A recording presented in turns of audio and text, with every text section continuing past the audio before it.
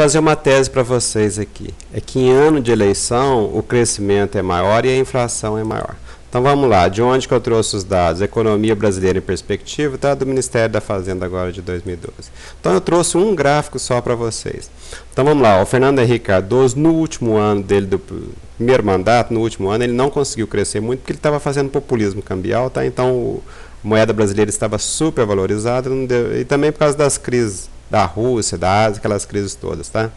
Mas daí ele foi avançando, continuaram as crises, o real se desvalorizou muito, tá? E ele acabou perdendo a eleição, não conseguiu emplacar o Zé Serra e o Lula entrou. Então aqui ele perdeu o populismo cambial dele e o crescimento também não foi tão grande. O Lula, no primeiro mandato, ele fez um freio de arrumação, falou da herança maldita do FHC, tá? Cresceu um pouquinho, mas aos poucos foi aumentando o crescimento e valorizando a moeda brasileira.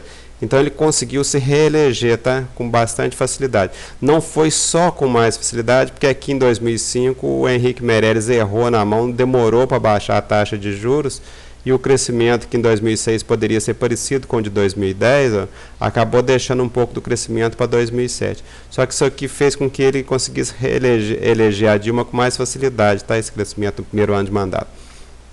Então, em 2008, teve uma grande crise internacional, equiparável a de 1929.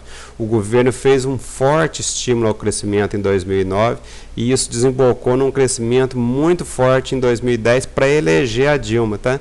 E isso aqui que causou aquela inflação em 2011. Você fortalece o crescimento no ano, praticamente a inflação acontece no ano seguinte. Então, por isso que em 2011 quase que o IPCA ficou acima dos 6,5%. Aquele 6,5% talvez até tenha sido um pouco mais retado, tá? Porque não é possível dar em ciminha.